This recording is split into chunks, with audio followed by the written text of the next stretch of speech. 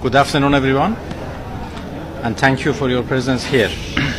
I wish to make a brief statement on the ongoing situation in the region and the position of the Islamic Republic of Iran.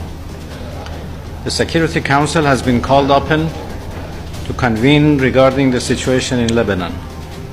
As a matter of fact, the situation in Lebanon and the region is unprecedentedly alarming. Let me be frank, the region is on the brink of a full-scale catastrophe. If unchecked, the world will face catastrophic consequences unlike anything before. Israel has been mass murdering civilians in Gaza, and now it seems to be replicating the same in Lebanon by waging a war of aggression against the country. Israel, through its genocidal campaign, has already turned Gaza into the hell of the earth, as a senior United Nations official described. Over 42,000 innocent Palestinians were murdered, 93,000 wounded, and critical infrastructure decimated. Now Israel is repeating its crimes in Lebanon. In just 1 week, Israel has unleashed brutal attacks on Lebanese cities, killing hundreds of innocent people, including women and children.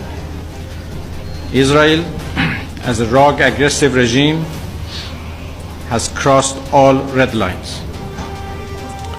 For this terrorist regime, international law, human rights, and peace mean nothing. Israel's ultimate sinister intention is to set the whole region into fire. Israel's invasion of Lebanon is unlawful and criminal for sure. It is an act of aggression. The Charter of the United Nations is blatantly violated. The Security Council must intervene to restore peace and security. The Islamic Republic of Iran has repeatedly warned of the consequences of Israel's malicious acts in the region. The international community cannot ignore the role of the United States and its allies in enabling Israel's atrocities. Unwavering support from the US and certain Western states has emboldened Israel to commit crimes with impunity. This impunity, coupled with the Security Council inaction, has pushed the region toward disaster.